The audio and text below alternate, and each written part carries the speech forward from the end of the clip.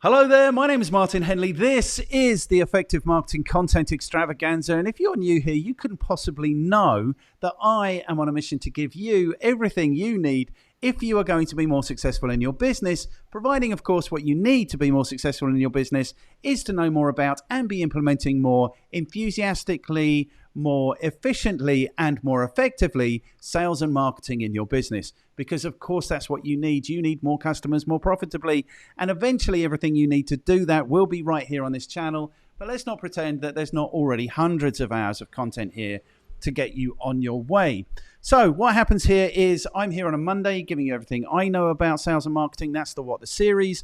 On a Tuesday, I bring in anyone I can find with experience to share with you that's going to be useful if you're looking to be more effective with your sales and marketing. That's Talk Marketing on a Tuesday.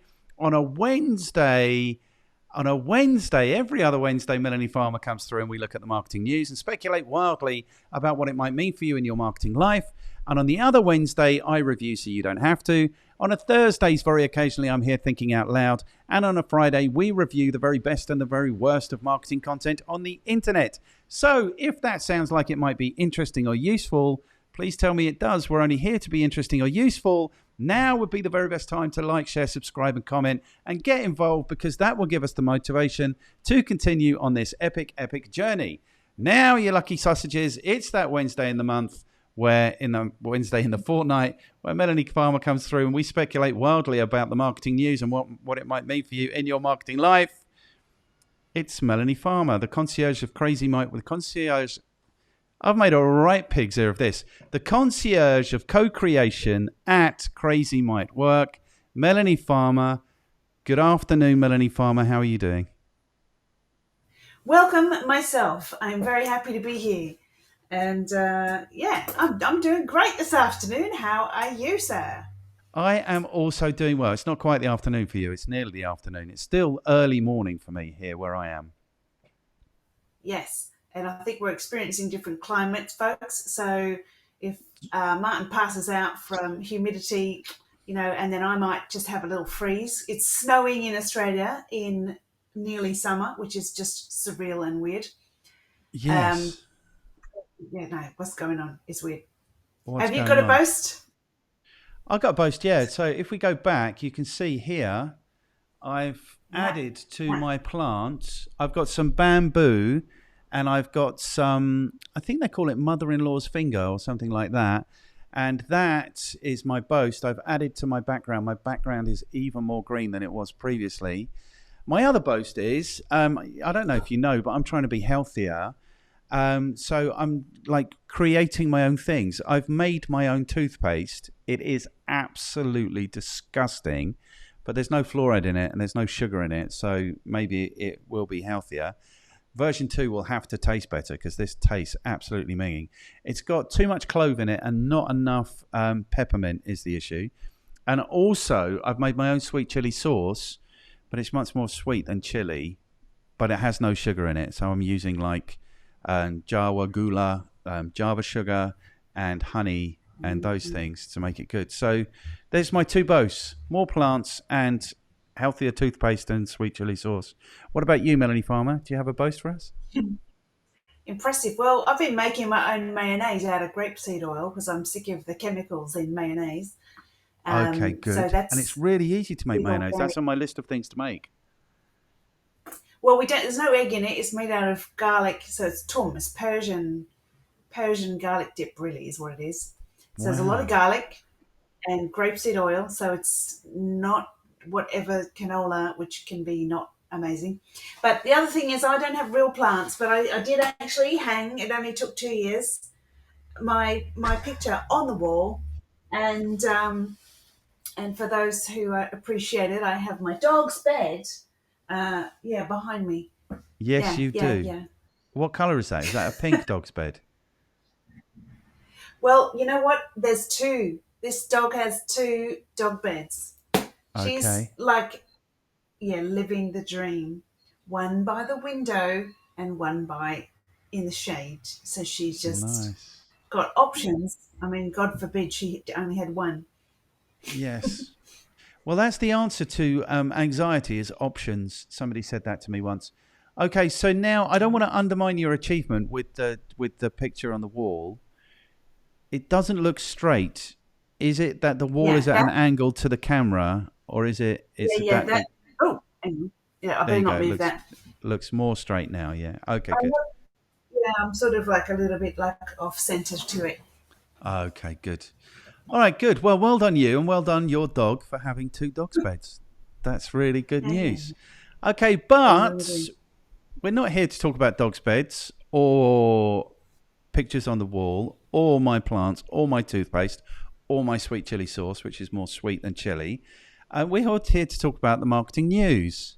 So, what has caught your attention, Melanie Farmer, in the way of marketing news? We haven't done this for about 6 weeks either, by the way, because I've been busy actually working. Can you imagine?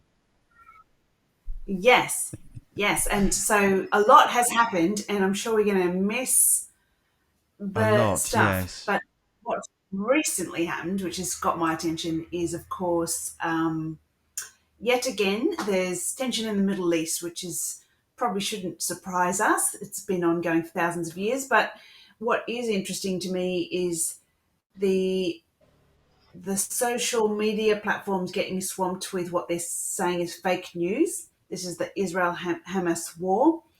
And it is interesting to me that X, otherwise formerly known as Twitter, has been subject to the what they're saying is the worst of the fake news compared to other platforms.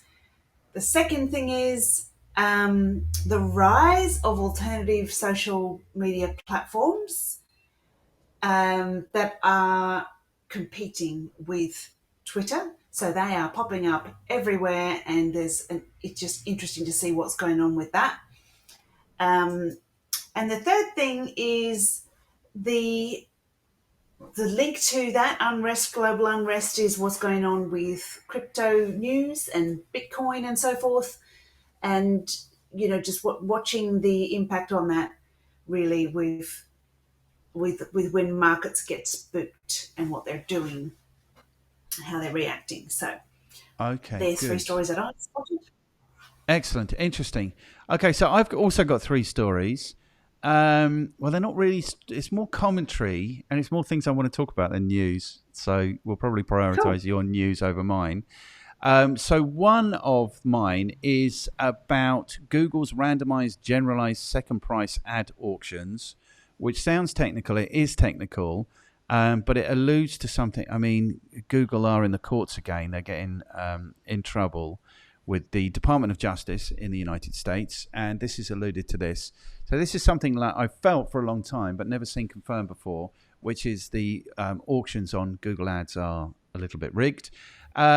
The second thing that I want to talk about that isn't probably news is First Direct in the UK. Their CEO, who is a marketer, has just come out and he's saying some things about his attitude to customer experience, which is really interesting and useful. I'm really interested in customer experience at the moment, so I want to talk about that. And then the last thing I've got is consumers don't get tired of ads, only marketers do, which is coming from Marketing Week, which just goes to something which I think is like so completely true, is that people are dicking around with their marketing when actually they don't need to be dicking around their marketing, because the marketers get bored of the marketing long before the market even notices. Do you know what I mean? So that's just something that I think is interesting. So how are we going to prioritize this? I think the Israel Hamas war is probably the biggest news at the moment. I think maybe then we'll go with this RGSP thing of mine. Then we'll go with Twitter Mm. succession. Then we'll go with it's in the DNA. And then we'll go with the consumers don't get tired last. Yeah. So we're starting with Yep. you with this social media platform swamped with fake news on the Israel Hamas war. Yeah, And it's X appears important. to have had the worst outbreak. So what are they saying? Yeah, and I think it's like this is a.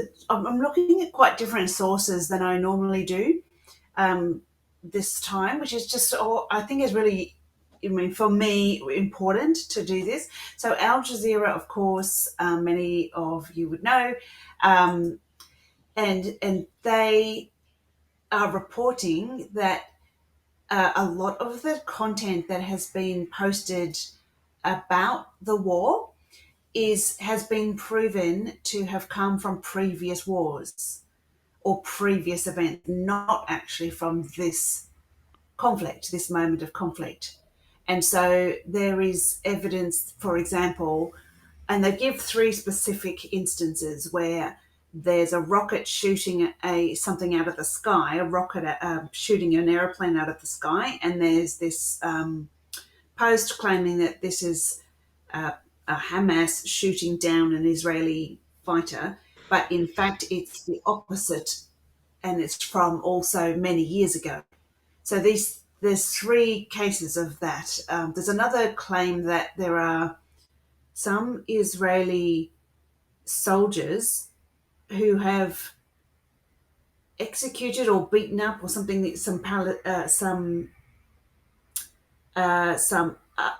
they're posing as Palestinians beating up Israelis, but in actual fact they have been shown to be Israelis pretending to beat up Israelis. So all in all, not factual and being kept, even though proven wrong, on platforms, so such as Twitter. So there's statements saying, I think the last sentence in that story, it talks about, let me just go down to it. Tech companies have proven themselves Uninterested, uninterested, if not utterly complicit, yeah. in the spread of dangerous propaganda. Yeah, so I think the main thing being that some of these things that are known to be disinformation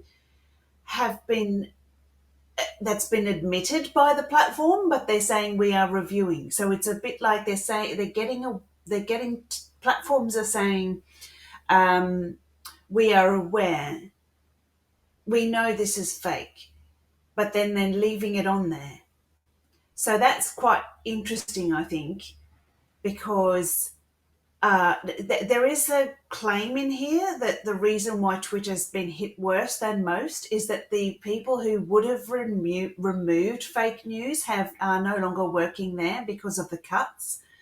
So they're really going after Twitter/X and saying that's why you need actual staff. Whereas other platforms, they have people whose job it is to take stuff down that is proven to be misinformation. So I think, who knows, but I feel like it's not great for the sector. Social media as a sector, if we just take this at a high level, is already the least trusted sector in the world, according to the Edelman Trust Barometer report. So it'd be interesting to see what that looks like, which should come out again in February. It's an annual report, but they couldn't do worse than already being the worst sector, least trusted sector. This is not helping their cause. No. So yeah, when you start reading through this and seeing that there are specific, it's one thing to say fake news, it's another to say here are three specific examples of what we're talking about. And these are things that are old recycled footage circulating. And then it's very difficult for users to know what's real, what's not. And that, I think, is shocking and, unsurprising is the other thing. But unfortunately, it is like there are the worst that I think that I've read in here is there is some footage from an online game which they're claiming is real, and it's beyond, it's deep fake. If you look at it, it's not actually even humans, it's a video game, and they're claiming this happened, but actually it only happened in a video game. And they're posting that as a real post of what's going on in Palestine. And so I think, how is anyone supposed to understand it's such an emotive situation there? This is not helping anyone on either side of any argument to have this sort of yeah, I mean, it's just I feel like there ought to be some level of responsibility, particularly when it's known and proven content from a previous event, not real. It's one thing to not be sure, but they're not. They're even claiming we validate. Yes, we realize it's not real. Thank you for making us aware. Like, well, are you going to remove it or what are you doing? Yeah, it's irresponsible, I think. Okay. Well, I'm going to push back a little bit because I think, I mean, I have um, probably to be careful what I say because, it is a very emotive subject and it is very polarizing. Um, Mm. and the thing is, I don't know. Like Al Jazeera for me is a respected news outlet. Like I respect it as much as I respect any of these mainstream news Mm. outlets. Probably maybe a little bit more. Like I've spent time in Qatar, and I understand. I've experienced the culture and the generosity and the hospitality and all those things, and I really like. And I really like the coverage. I think it's really interesting and useful. What's really upsetting for me this time is how it just feels like this time with this situation, because I seem to be seeing a lot more mainstream coverage than Mm. usual. Like when I open Yeah, YouTube, like the BBC will I be agree. there and CNN will be there and whoever will be there. So it's a lot of mainstream. I'm seeing what I know to be absolute propaganda. Um, on those mainstream media channels.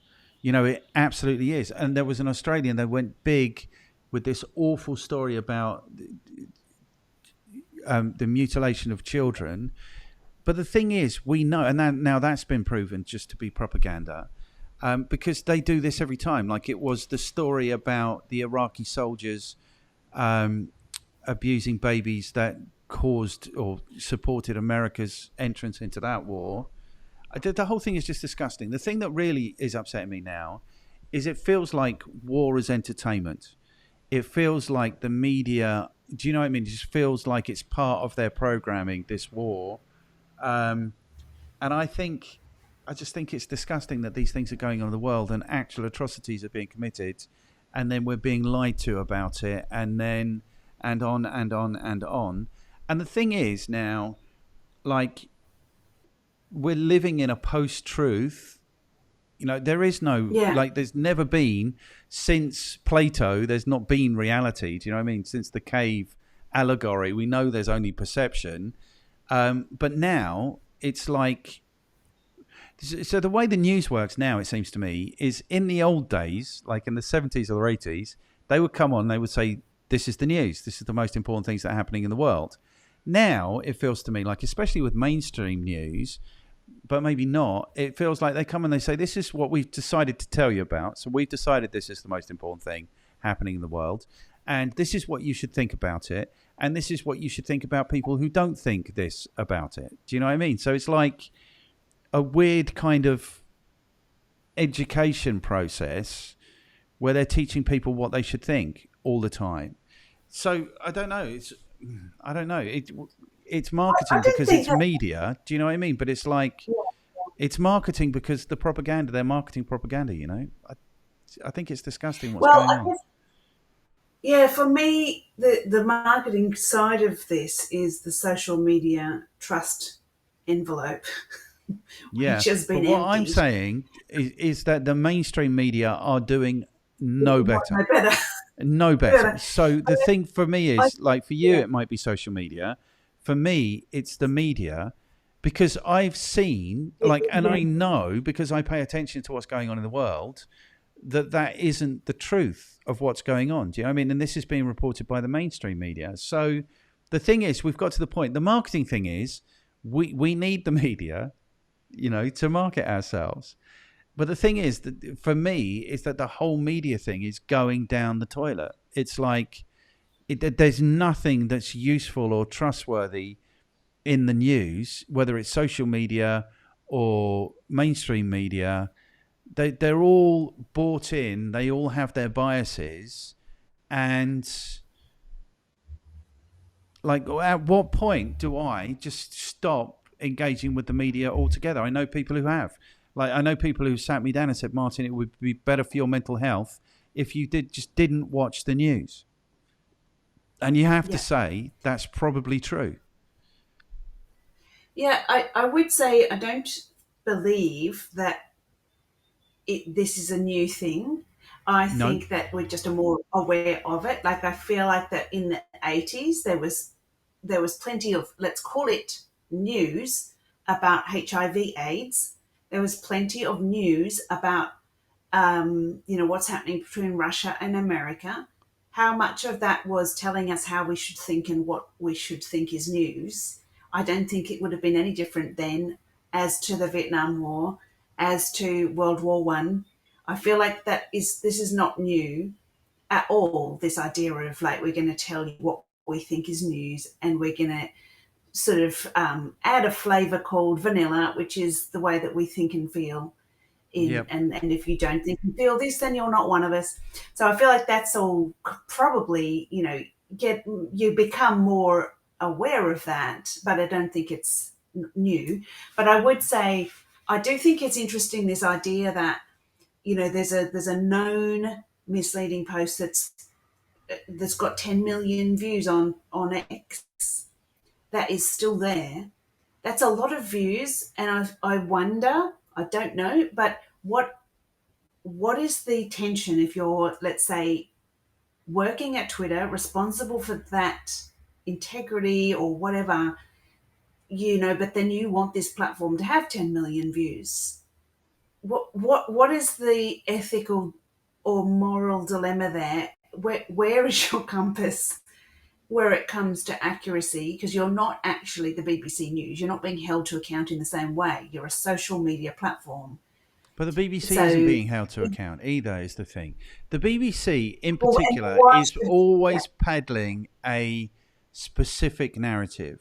It always is, whether it's party politics or it's international geopolitics or whatever it is, the BBC and the ITV and ABC in Australia and CNN and Fox, they all tread the same or their path, from their bias. The news should be, Mm. this is what happened in the world today. Now, that's what it should be. It shouldn't be, um, this is what happened. This is what we've selected. This is the way you should think about it. This is what you should think about people who don't. Like, the news shouldn't be divisive. So this comes back to a point that I continuously make, which is like the social media platforms are trying to cut out all of this toxic content. Supposedly, it feels like censorship to me. At what point? Oh, because supposedly advertisers don't want to advertise against that toxic content. But for me, at what point is the platform toxic? Facebook is not something I want to associate my business with, or X is not something I want to associate my business with, or Instagram or whatever, because these platforms are in the courts all of the time for breaking the law, for not behaving responsibly with people's data, for all of these things. So this is the way it feels to me. I don't have an X account. I never had an X account. I had a Twitter account. It used to do okay. It's gone and I don't miss it. I don't look at Facebook anymore. I'm not interested in it. Like, the only one that I engage with probably is YouTube, a little bit with LinkedIn, because it's like, but the thing is, it goes beyond social media to media. Like, media cannot be trusted anymore. Media has an agenda. And to that extent, what use is media to us as marketers? Which goes to my other point, which we shouldn't be political in marketing. We should be delivering value to people, and that's it, not colouring it with any kind of bias at all, in as much as that's humanly possible. I think it's disgusting the way this war is being presented, because it feels to me like it's being presented as entertainment, and it's just disgusting what's going on there. Whichever side you're on, it is just disgusting what's going on there. Yeah, I think that's true. So, I mean, I think for anyone who's, your brand is in any of these platforms, I guess I would feel that, it depends on what your brand values are.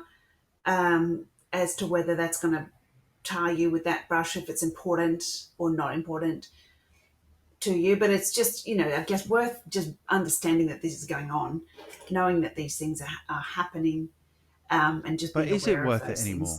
Like, what is the cost to us as consumers, as individuals, like in terms of our mental health?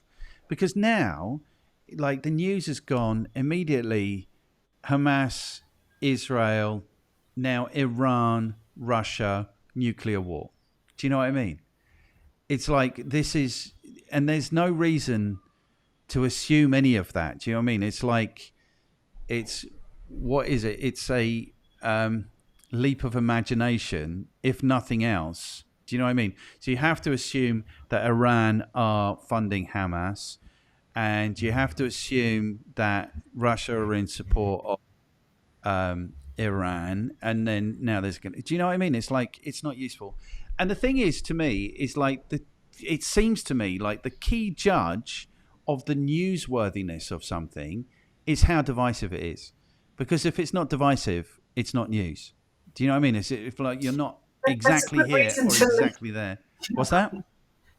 I say that's a good reason or explanation as to why some of these known fake news things are being left there, because it will mean that people are talking about that stuff. And if Yes. it's had 10 million views, then Yes. it's going to be, there'll be debate going on, because it won't be that everybody agrees that it's fake. It'll be, of course, that many will think, no, that's not fake. You're fake, saying it's fake. Well, this is great because we've now got a lot of eyes on this, and that's what we want. Eyes on platform. That's the most Yes. important thing. So what is driving these decisions? So I think that is just, happening, interesting, the whole narrative around how that it's less impacting other platforms But is to it? Do you compared think it to. is really, or is it just another Well, opportunity to have a pop? And you especially having another pop at poor old Elon Musk and X. well, I'm not actually. I'm wondering how they are saying that is the case. They're claiming, they do give some numbers about how many, like how many of these, and I don't know how they're doing their research, but they're comparing Facebook with X and a couple of other, so Instagram, Threads, TikTok, Blue Sky, and then they've examined the scale of deceit. Now, they've looked at that millions of, so 50 million posts on X about the conflict in one day. And so they've started to examine the things that are blocked and not blocked and compared those several platforms. And I don't know, I can't verify whether they're accurate, but it is interesting to me how they are talking about staffing, because I do think you do need people to. This is an important job. That's my feeling about it. If Yeah, but that it's is not an true, important job anymore because everyone can see through it, whether it's, well. And the thing is, like, according to this article, X have had 50 million posts about this thing. I don't know. I think it's disgusting. I think it's been presented as, as entertainment or clickbait. Either way, if any yeah, business in the world is profiting from what is clearly abhorrent, unnecessary suffering, then I think that's disgusting. And personally, I wouldn't want to be supporting those with my advertising spend. That's how I feel about it. Shall we move on? Because I yeah. think it's I just disgusting. agree. Yeah, Let's do some zero. Google bashing because that's what I like to do. All right, hit it. Right, so this is Search Engine Land. What is Search Engine Land talking about? Search Engine Land are talking about Google's randomized generalized second price ad auctions explained. It sounds technical. It is a little bit technical, but it alludes to something that I've felt for a long time. The Department of Justice going after Google for this RGSP, randomized generalized second price ad auctions explained, which means basically it's supposed to be an auction. It was originally an auction. That worked okay, but I think that Google probably makes some money if they rig the auction a little bit. So now what they have is and this is the thing that I'm interested in. This is the only mention of this. So what it means is they have this thing called ad rank. So basically, when you create an ad, it has to be relevant to the product or service that you're selling, or the search, actually. So the product should be relevant, the ad should be relevant to the search, because some stupid people create ads that aren't bid on keywords that aren't relevant to what they're selling.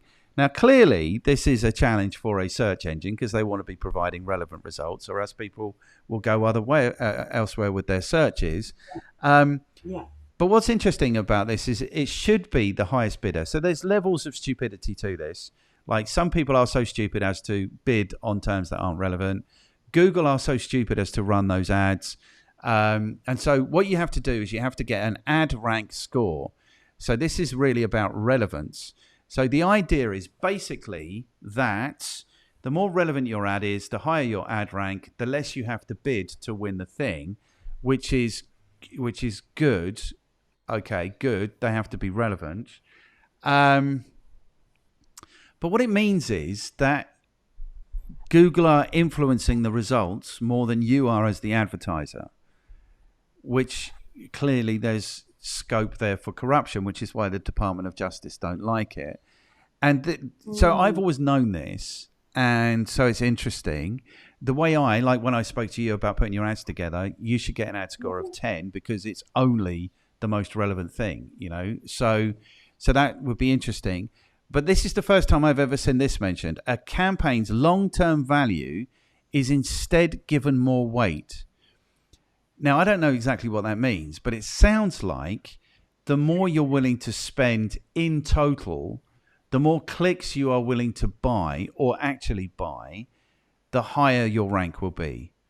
Now, it doesn't explain this. It says, it talks about what ad rank is, but it doesn't explain this one phrase, which is interesting to me. Because what it means is basically the more money you're prepared to throw at Google, the higher your ads are going to appear in the rankings. Do you see what I'm saying? I wonder, like some of You've us gone quiet. I can't hear you. Can you hear me now? I've unmuted you. I have you muted again. Oh no, or maybe you muted. I can hear you now. Yes. Hello. Yeah, I'm wondering about what they decide is long term. Like, what if you're running an ad for a week, which somebody might do? How are they assessing? Okay. Like, do you need to? So, a campaign, because there's levels in your ad account. So there's the campaign level, there's the ad group, and then there's the ad level. So basically, the more money that you've plowed into the campaign, the more likely your ads are to appear higher, which is interesting. I mean, the thing is, what is the thing? The thing is that it is rigged. Like, so Google are influencing it other than the money and the amount of money that you spend. So basically, the more you have invested in campaigns, the more likely your ads are to appear higher on the list. Now, we know it's rigged because if you search for a hotel anywhere in the world, Booking and TripAdvisor and Kayak and all of those services will be at the very top. Somebody I know tried to outbid Booking.com in London for the word hotel, and it got to £175 a click, and they still weren't anywhere near the top. So we know it's rigged. Do you know what I mean? We know that you can do the deal. I've had a little bit of a realization recently where I've always resisted the fact that we have to pay for this stuff, because I was there in the golden age where you just got enormous value from all of these platforms without having to pay necessarily, or certainly with Google having to pay very much. I just think it's interesting that search engine land are this is what interests me, is basically the more you are prepared to spend on a campaign, the more successful you will be. You can take it one of two ways. If you're a conspiracy theorist like me, it feels like the incumbents, like the most established businesses with the biggest budgets, are going to win, irrespective of whether they're delivering the most value, which is kind of a shutdown on innovative new startups, etc. Or maybe you should just take it, which is the way that I wouldn't take it, just say, just always, well, and this goes against what I teach people when they put together Google Ads, which is you should have a campaign for every keyword, because then you've got absolute control, which is what you want if you're engaging with Google. I don't know. What do you think? Do you think anything at all? Yeah, I do think something, which is I don't. I agree with you about if you're entering a market, you don't necessarily have the budget of the big players. That is always going to be money talks. If you've got money, you're going to get attention. Yes.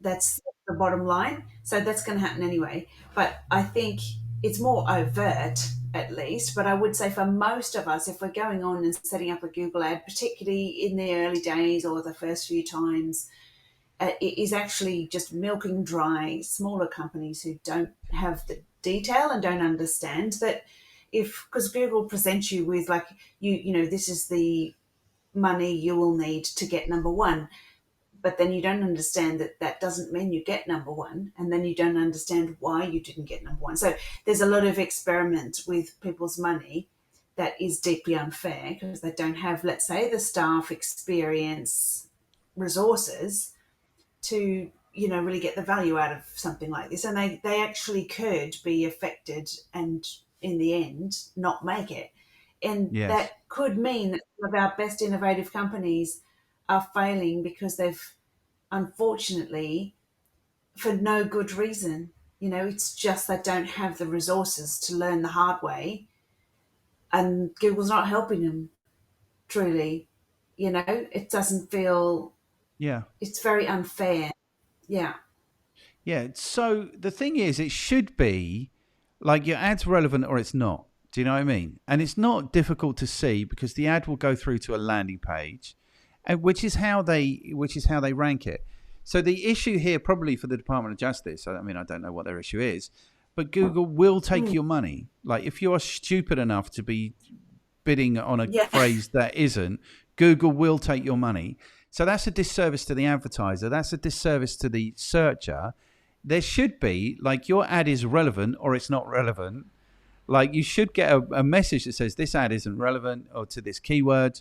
You need to make changes before it will appear or not. And then it should go to the highest bidder, because then at least, yeah. And Yes. I'm not Yeah. so interested in innovative, but like, wouldn't it be better if would it like Google's customer experience be better if they were interested in promoting the business that was delivering the greatest value rather than the richest business or the most established business or the business that happens to be running Yeah. its campaigns for longer and spending more money? That would be a better service for its customer, but they're not interested in that. The irony of it is that Google themselves were an innovative, disruptive startup Yes. disrupting Yahoo. So I find it really ironic that they've become the animal they despised in a way. You Yes. know, it's it does happen, but it's like, guys, you could be the hero for those like you coming up. You really Yes. could be the place where people understand and know that they're going to find the disruptive solution, the new, the latest, the interest, as opposed to if I type in soft drink, I'm getting Coca Cola, whether I like it or not. I think it's interesting to just, the irony of it, given their origins. Yeah. I don't know if irony is the word. Greed might be the word. I think Well, greed. like it's an inevitable, like I mean, George Lucas talks about this with Star Wars. He's like, he's had to implement things that he hates, like they're not allowed to open post that is not expected. So people, because people send ideas to him, and Right. unfortunately, they don't. Well, because then he can be sued because they stole it if he's opened that package. And so they had to implement a thing in the post at LucasArts that unless it was so unsolicited post, this whole thing where they can't open it, they have to send it, return to sender unopened, because he was getting sued by people who were like, that new character that I sent you and whatever. And he's like, Yeah. mate, we just have to do a thing where we're not allowed to open or hear from new people because, and so that shuts down the possibility of one of those ideas being amazing. And he's frustrated by that because he wants to, Steal the he ideas. wants to hear about, yeah, no, it's it. He just can't, I can't afford all the bloody litigation. So we He unfortunately can't become afford the the animal. litigation. He can afford the litigation. And yeah, Well, he and doesn't, but he needs it. who needs it? Yeah, yeah. Here's the ironic thing, if there's anything ironic, is that this is a bidding process and you are bidding to appear somewhere in the rank, but the rank metric disappeared in 2019. Like, so they don't even tell you where you're ranking anymore. So you run the ads and you don't know if you're top or not. So what does that mean? What the effect of that is? It used to be like we would run a campaign and we would say, okay, we're ranking in second place. We want to rank in first place. We are the most relevant. We are offering the best value. Of course, we want to be at the top. So we'll bid another, whatever it is, percent to move ourselves into first position. Well, now you don't ever know if you're in first position. So if you're not getting the amount of clicks that you might have expected to have got, then what do? You just keep topping up your bid and topping up your bid and topping up your bid. And then everyone else is topping up their bid. And this is like a blind auction where Google are the gatekeeper and who is it? The gatekeeper and the you are the hunter and the I don't know, whatever that is. The gamekeeper. The gamekeeper and the hunter. You know, they're playing both parts and not necessarily delivering value, I think. Anyway, so that always, I like that when we find Google being a little bit hypocritical and rigging the game so that they make more money. That's what's going on there. Okay, so let's go to your next story. There's a very Twitter flavor to your stories this week. The hunt for the next Twitter, all the news about alternative social media platforms. Yes, so I think it's quite interesting because, they're not been getting the best press. Fair to be said, but that doesn't mean that they're going to fail or that anything bad's going to happen in the longer term. But what is interesting to me is the feature creep that's going on in other platforms. The fact that this sort of potential cannibalizing of Twitter's market. All these new, not just new, but like, for example, Blue Sky, which I think is one to watch. So Jack Dorsey, LinkedIn and all of that, and he's backing Blue Sky as a alternative to Twitter. Instagram Threads, which has come out, and that's owned by Meta, of course, Facebook. So this is what this article is a breakdown from The Verge of basically recent reviews and news and so forth about what is happening and what's possible, features and so forth on these different platforms that are competing with Twitter. And the idea is that Twitter is going to die because reasons, and so where will you go next and what will that mean? What is interesting to me is there is this idea that you have a lot more control and those platforms are likely to be the ones that you're going to go towards. So there's just a bit of coverage about these different types of platforms and what they do. Yes. And there's sort of like subscription fee because I think that Twitter's about to go behind a paywall, I say X, to some degree for certain things. So I think, it is quite interesting just reading through these different accounts. Mastodon being their pick for the most likely to compete at that level at this point. So because it can federate across platforms, so you post on Mastodon and then that content can be. So there's these interesting weird things that happen where if you delete something on Twitter, it can't be deleted, or it can only be deleted in some instances and not others. And like if someone's reposted, you can't withdraw it, for example, which I think is fair. Like if you're going to publish something, you've published it. Trying to unpublish things, it's out there. Yeah. Anyway, it's interesting to see this sort of like that social that Twitter style platform, the war that's at, if that's the right word, but the competition in that space now because of their evolution and others kind of getting involved. I think the Jack Dorsey move is interesting with Blue Sky because that's not Yeah. unexpected. So the thing is, I'm lying about the social media I engage with because I also engage with Instagram because I like photographs. And now what they've done is they've brought threads into the feed. So I am Yeah. experiencing threads, and I get notifications now when people submit threads for the first time.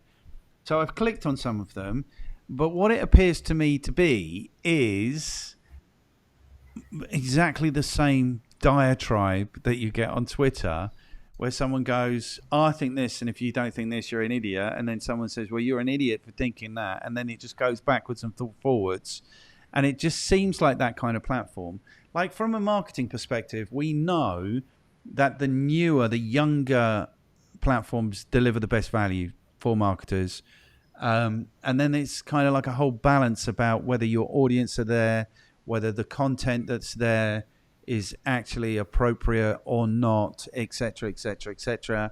As a consumer of social media, I'm really struggling to care anymore. And I think if the way I'm feeling about it reflects anything like the way the world is feeling about it, I really feel like social media have sold themselves down the river to the point where they are virtually not useful anymore. Although, I have to check myself because I ran a social media course again recently, and people are getting a lot of value from social media from a marketing perspective. They're paying to play, and getting tremendous value sometimes out of Twitter or X. Somebody was telling me that they are generating many, many, many tens of multiples of return on Twitter. So I don't know, maybe I do need to get over myself and just understand that actually these are media now. And if you want to pay, if you want to do media advertising, they are still probably better than the mainstream media in terms of delivering value to advertisers. I don't know. I'm struggling to Yeah, care. well, I think it's worth checking out at Protocol because they are trying to, at least this is what they claim to uh, what's their words? So they say that they're trying to sort of democratize and federate and allow. So here you can control how you see the world through an open market of algorithms. So you can basically make your own environment. Now that could be, create your own echo chamber if you like. Well, that's Whatever all you want to anyone do. ever does. It's confirmation bias that people are looking for, isn't it? And Oh, that's the yeah, no, thing. no, but I mean, but this is like you're doing it, not someone else. So that's the difference. Yes. Like you can actually set it to say, like intentionally, I only want XYZ views, or I want, like I do in a way like that happens consciously instead of unconsciously, which is how it currently happens. Like we think that we're seeing the world, but we're actually seeing an echo chamber. This is actually saying you are going to have to make decisions about what you're seeing, and you're going to have to be intentional about that. We're making you actually think about that, and then you're making your own whatever you want to see. But it's just giving a bit more. It's like micro blogging and whatever, and I just think that's kind of an interesting. And they're trying to decentralize, so it's not a centralized like But then Facebook. who's going to delete all this content you don't like if it's decentralized? I don't know enough about it. It's just basically that you build your own network. But like you Yeah. decide, you build your own network, you edit what comes in and out of it. But You isn't can that what you change do on your own. Twitter? Like you decide who you No, follow, what you're interested in. well, Yeah, I to a think so. degree, but This like is you more. decide you can ban. Like I could ban you, right? I guess I could block you. Is true, but like I would never see. Like I could say, don't ever show me X because I set the algorithm. It's a big difference in terms of like the amount of you build your own Facebook, build your own. So it's decentralizing. Yeah. Um, it's like everybody can make their own social network. That's what I think it is all about. And then you just decide yourself what your algorithm is, and no one else has a say in that. You can just make it your own. So I think that's kind of interesting because it's just taking it away from, maybe one of us is going to get in at Protocol and make the most dreamy little replacement for Facebook, and everyone will go, I love it, I'm joining that. That could be Yeah. what happens. It It's could be just a what very happens. interesting, completely different thing. There you go. So Good. we'll see. We'll see. Let's see. I personally, I don't feel like there's any need for a replacement for X or Twitter. I wish they hadn't changed their name to X. It's such a bad marketing move. Right, let's go to my next story. This is something that's going to be interesting and useful for people. I'm having bank issues of my own. And this is First Direct, the bank. Is it a bank? I don't know what it is. First Direct is a bank. So this is his director. Interestingly, Chris Pitt, who came from marketing, says he wants to invest in the bank's infrastructure before spending big on marketing to grow its low awareness score. So this has an awareness issue. I'm sorry about this huge subscribe for £455. I'm never going to subscribe for £455. If it was £4 a month, I might do. I like their stuff, but I'm never going to pay £40 a month to subscribe to Marketing Week. So an example of a marketer who's made it to the dizzy heights of the CEO. Basically what he's saying here is that the first thing he did was ring the business's first ever CEO. But what he's saying is that actually, this is what he's saying, is embedded in the company's DNA is its commitment to customer service. And this is what's why the reason this is interesting to me, you're looking wholly unimpressed, is because this is the way I think you deliver. So I am having issues with my bank, and everyone is saying to me, I use HSBC, they're amazing. This is this comes under the brand of HSBC First Direct.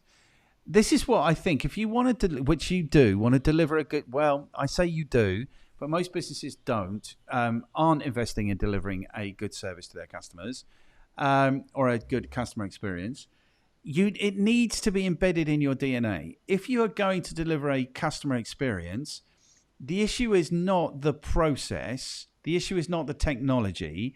The issue is giving your staff, having staff in the first place rather than a load of touchscreens, and giving them the room, the space, the resource to actually deliver those experiences. So the reason I really like this, and we don't have to say much more about it, he doesn't have a customer experience team. He has a culture where everybody wants to deliver a good service for the customer, as opposed to the culture which exists in most businesses, in my experience, which is rather than a customer-centric culture, they have an ego-centric culture where everybody from the CEO down is worried about themselves and keeping their job. And so this is refreshing, I think, to see this. And also refreshing that he's saying, look, we're going to make the product much better rather than invest in like marketing. Like we're going to make, which is marketing, it's a 4P is the product, but marketing never get to do that. I really like Chris Pitt. And it's weird for me to be saying something nice about a bank. But I really like Chris Pitt because of the comments he's making here. We're going to make the product much better. We don't have to invest in customer experience because we have a customer experience culture. It's in our DNA to care for the customer. We don't have to worry about that. I think if it's true, it seems unlikely that it's true given the way that most businesses function. This is exactly what you should be doing if you are a business. If you are a business, make sure that your staff are comfortable in their roles. They don't feel threatened. They don't feel anxious. They don't feel stressed. They're not painted into a corner with processes, that everybody understands that it's the customers who pay for everything.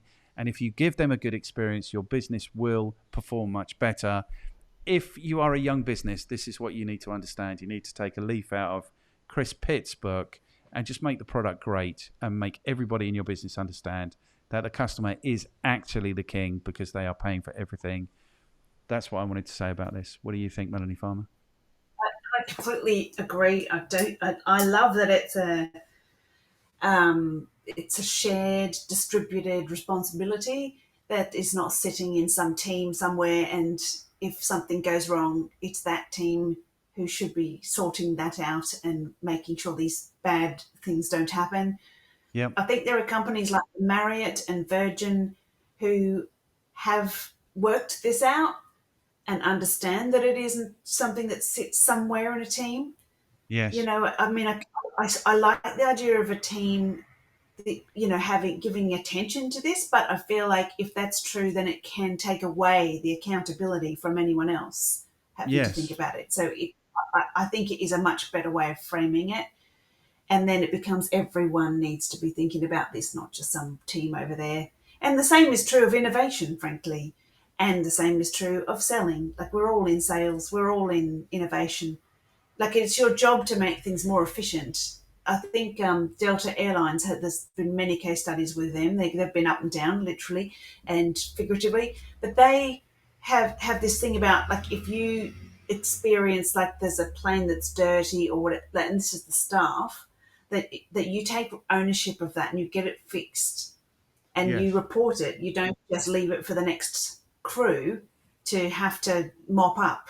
The idea is, like, if there's a seat that's torn or something like that, they immediately are required to think about the customer's experience and make that report immediately. So I think there are, and the same in Marriott, this idea that it's actually everybody's responsibilities. I love it. Like, Good. it's refreshing, isn't it? As opposed to, like, we'll shove it over there and hope for the best, and everybody, you can just carry on being horrible to customers. It's all right. We've got a team who'll deal with you. That's just, yeah. Yes.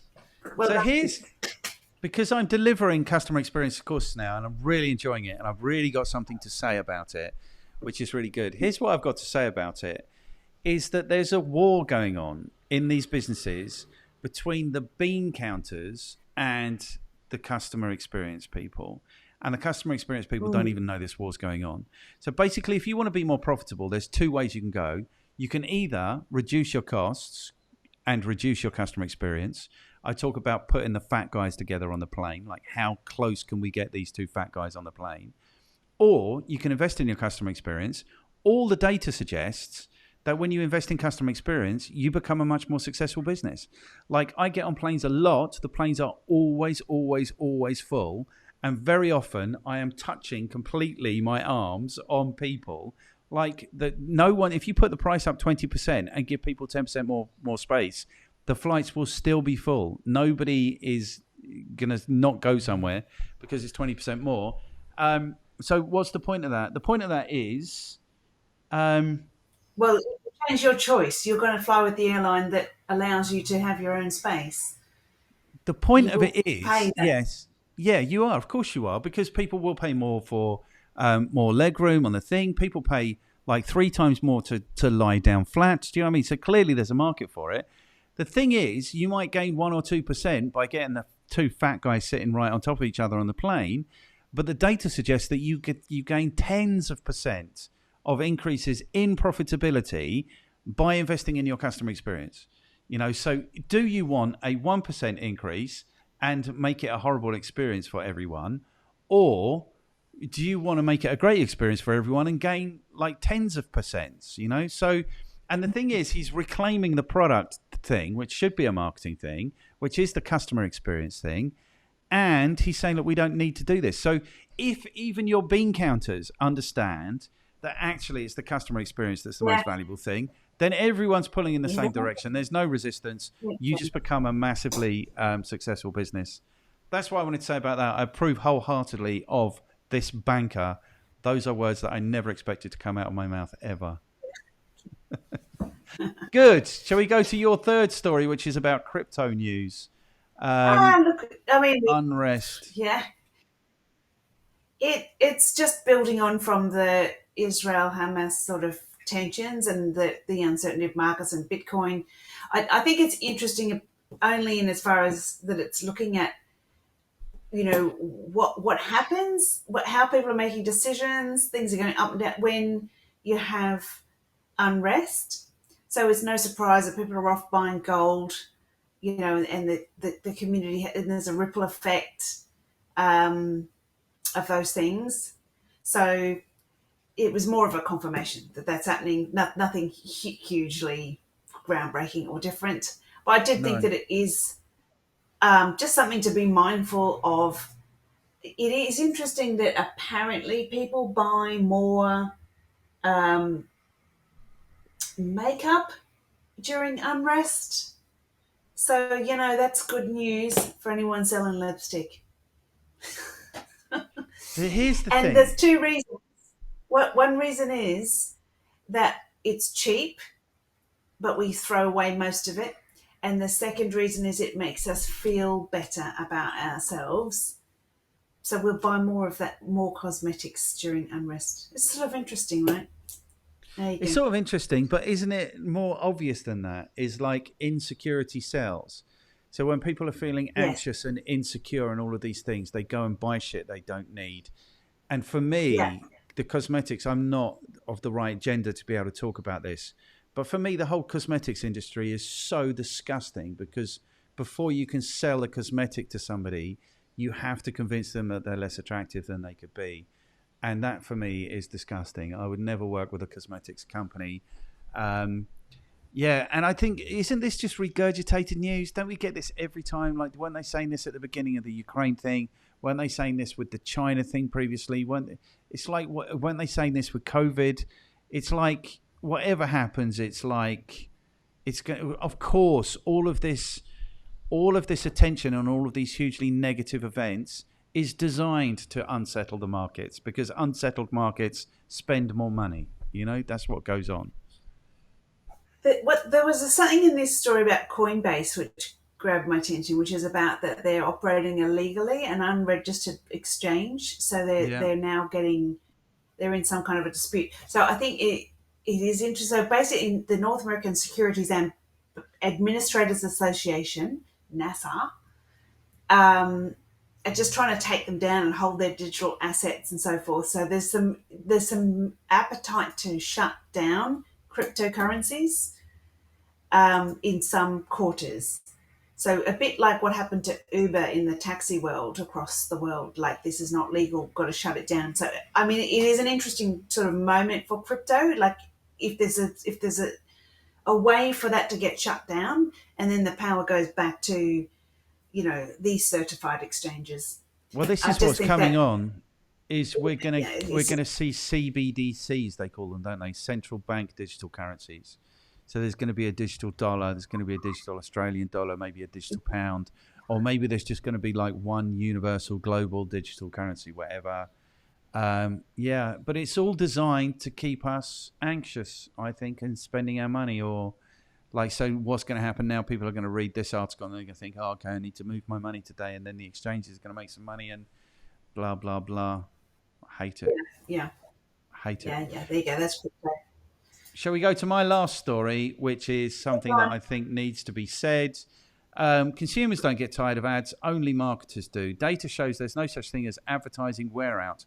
So save your new campaign budget and spend it on making your current ads effective for longer. We live in a fantastic marketing era, blah, blah, blah, blah, blah. We don't need to read this. This is what goes on.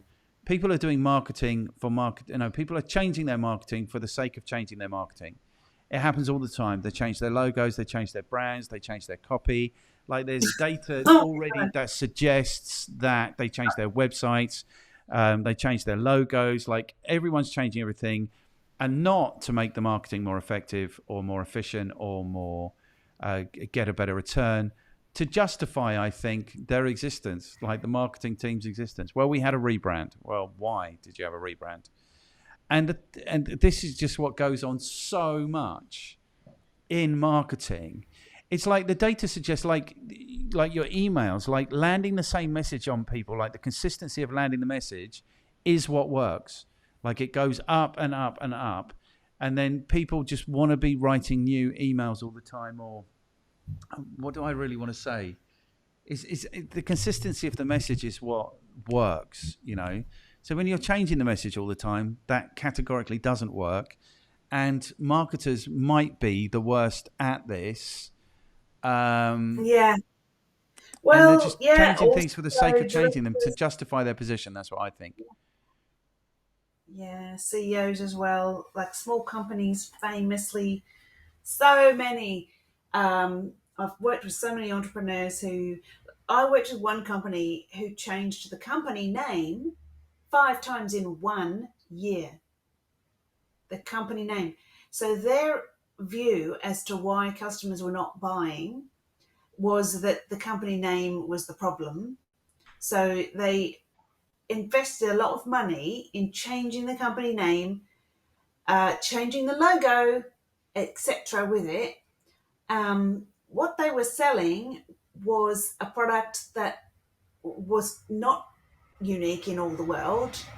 It was a software as a service platform. There were many like them already in the world. Theirs was no different. I mean, it was just another one. So I could have told them that what they're selling is not really innovative and it's not actually solving anything to what other, and also they're new. So now you're asking me to take a risk on a product that isn't tested versus this other one for basically the same price that is tried and tested and has a customer experience team, even maybe. Anyway, Yes. but yeah, 5 times in 1 year is the record, but not uncommon for companies to change their product name, slogan, even midstream, which is really frightening. Um, you got to wonder how anyone buys anything with that kind of frequency. Yeah. It is change for change's sake. I mean, it is, and it's like now you've got to communicate that. It is marketing just justifying itself. For me, like the name doesn't matter, the logo doesn't matter. Although I did see Andy Murray's logo recently, and it's absolutely awful. Like it really looks like he spent £25 on it. Um, but so, Oh, no. but the thing is, it should always be about increasing the efficiency. It should be about, do you know what I mean? You find what works and then you increase the efficiency and increase the efficiency and increase the efficiency. And what works is delivering value for your customers. Do you know what I mean? So you just do that. So any change that comes should be based on you having such a close relationship with your customers that they're informing you of how you could be delivering more value for them. You know, that's the way it should be working. And I don't know if marketing is the worst, but it's like really find what works and rinse it. Absolutely rinse it. Do you know what I mean? Because there are lots of instances where we've seen businesses changing course, like Bud Light maybe, and it's absolutely Oh, bombed, gosh, like damaged their bottom yeah. line or their That's right. valuation. So all this change for change's sake, but the thing is, the leadership are never going to be happy, and the leadership are always going to be driving for more and more and more. But more doesn't come from changing all the time, flip flopping. More comes from tightening the screw, increasing the efficiency, getting a bit more value from Google or X or Facebook or wherever you're marketing, getting a bit more value from your content. You know, this is where the change comes from. But what should be core, rock solid at the center of your marketing is your value proposition. This is how I'm going to improve your life if I'm in your life. You know, that's it. And all this change for change's sake is expensive and risky, and they should stop doing it. It's like it's risky enough running business without Yes. just intentionally making it riskier. So you look at McDonald's, they've made mistakes and done experiments which are annoying, like giant iPad ordering and whatever, but they still have Big Macs. You can still go in and go Big Mac, fries and a Coke. They still have Happy Meals. Yes. So these are things that they've had since day one, and they're not called anything different now. No. They're still called Big Mac. And so I think they have not misunderstood the customer. They understand that people think Big Mac, and that's what they go in there for. And they might not have eaten McDonald's for 20 years, but they still know, and they will go there, and their mum or their dad or their grandparent. There's history and heritage in maintaining something that works.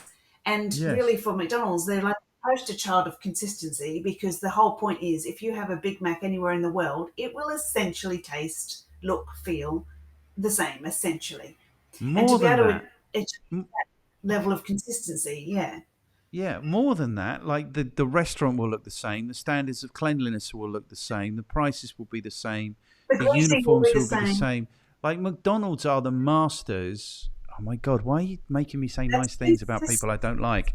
no, they McDonald's do are the experiment as masters in well. consistency. You know what you're going to get every single time. Yes, And people yes, like McDonald's. yes, and they do have. That doesn't mean the marketers at McDonald's are unable to have anything interesting happen. They do, experimental, like French burgers and wraps and weird things and salads. You know, they do stuff.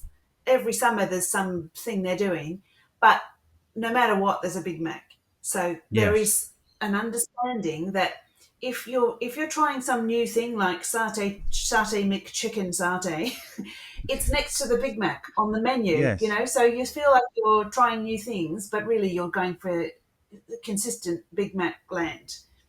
Yes. So that's where I think they win. They can still do interesting things to draw people in or whatever, but then they're never going to say, right, we're going to drop the Big Mac and stick with satay McChicken. That's not ever going to happen. No. So here's the thing for me is that it goes to like this idea of buyer safety or certainty, doesn't it? People just want to know what they're going to get. And once you are delivering value, once you understand the value you're delivering, once you can communicate the value that you deliver, then you can start to come up with interesting, funky ways of doing that. But that's not the way that change looks in marketing departments. The way that change looks in marketing departments is we need more, we have to do something new. And they do it at the expense of whatever they were doing previously. So it's like, let's go like Bud Light. Let's not go with conservative university students, what are they called? Thingy houses, whatever. Let's now go with the gender curious market. Do you know what I mean? It's like, don't be so stupid. Do you know what I mean? Find a new way of delivering value to the preppies rather than, So that's it. And the thing is, markets don't get bored. And here's the thing, is that you spend, if you're a marketing person, 100% of your time on your product, on your campaigns, on your role. Your market spends point something of a percent of their time on it. Do you know what I mean? You're bored of it because you do it all day, every day. They don't do it all day, every day. You know, they might they might actually take cognizantly engage with your brand once a week if they go and buy it from the supermarket. Do you know what I mean? So they're not going to be bored. Yeah. I think that's a message for all marketers. Do less marketing, do less changing marketing, do more consistent marketing. I think that's the thing. Yeah. Amplify that. We got to the end. We were aiming for an hour. We've done it in an hour and 12 minutes. All right, I'll take it. That's take it. Oh, good. It was another interesting chat. Like, I hope the universe affords us more opportunities to do this more regularly. In fact, I'm going to put something in your calendar right now for 2 weeks' time because I really enjoy these chats. Super cool.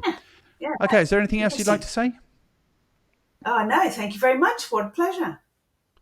I think you're supposed to say like, share, subscribe, comment, get involved. That'll give us the motivation to continue on this epic journey. Yes, this is the second best time to do that, ladies and gentlemen. This is the second best time to do that. There was the first best time.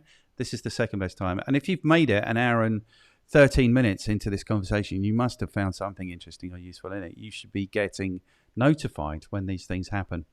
Okay, good. You are an absolute legend, Melanie Farmer. I will see you in 2 weeks' time. I'm not expecting to be somewhere else in the world, and I'm expecting you to be available, and we will do this all over again then. Thank you so much for being here. Awesome.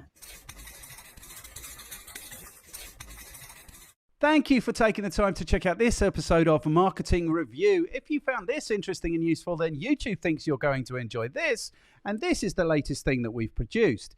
If you haven't yet, and you could take a second to like, share, subscribe, comment, do all of those good things, that will give us the motivation to continue on.